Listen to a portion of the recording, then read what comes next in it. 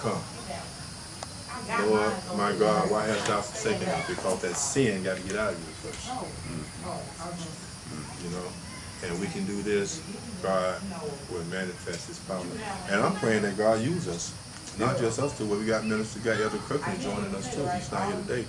And he's always been attendable in a lot of stuff that we do because, you know, Elder Kirkland, you know, we go out, he shows up, the brother with the dark-skinned brother, bald head guy.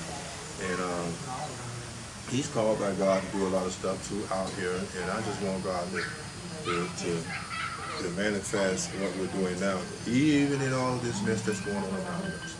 To take our eyes off that and to put our eyes on Him and His will for us to do His work out here. Yeah. That's what I want. That's what I pray for right now, even in this ministry. And this what they see right now, Chuck. This is just the beginning. This is just the first step of what God is going to do with this. And from this day forth, you're going to see the manifestation of God in what we're doing.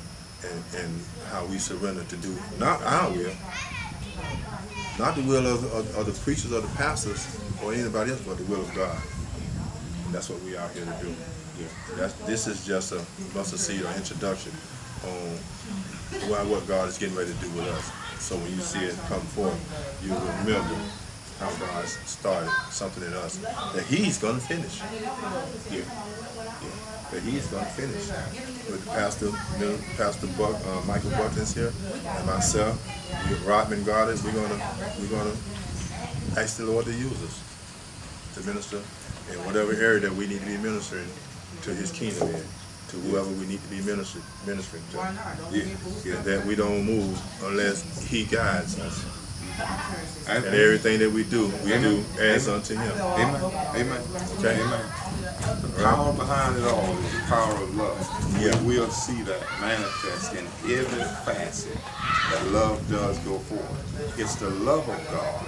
It's even faith in the love of God that brings about changes, even transformation. The Bible says that as He is so are we in this world.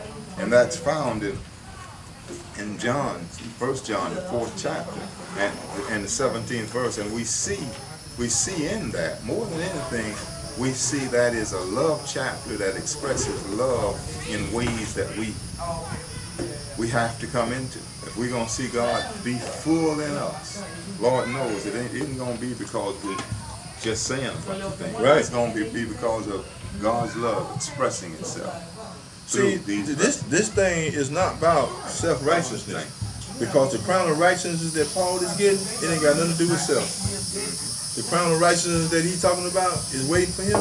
It ain't got nothing to do with self-righteousness. Lord knows that. It's God's righteousness. Lord knows that. It ain't got nothing. See, I done did it. And I'm confessing I done did it, which I acknowledge it.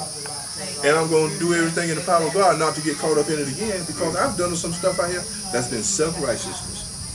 But I thought it was of God. I intended of it for it to be of God. And my morals was for God, but it's really self-righteousness. And that's the difference from God's righteousness. That's what confession is all about. It's the difference. Bless the Lord. We're going to, we'll get together again. We'll come out here again. Bring Elder Kirkland with us.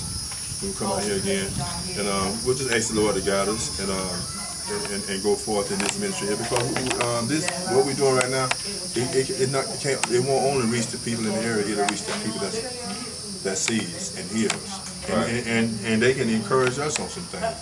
Because the Bible says, encourage one another. You know, strive together. You know, lift one another up. I gotta tell you, you know, it don't never stop. You drop one on me on surprise. That's all.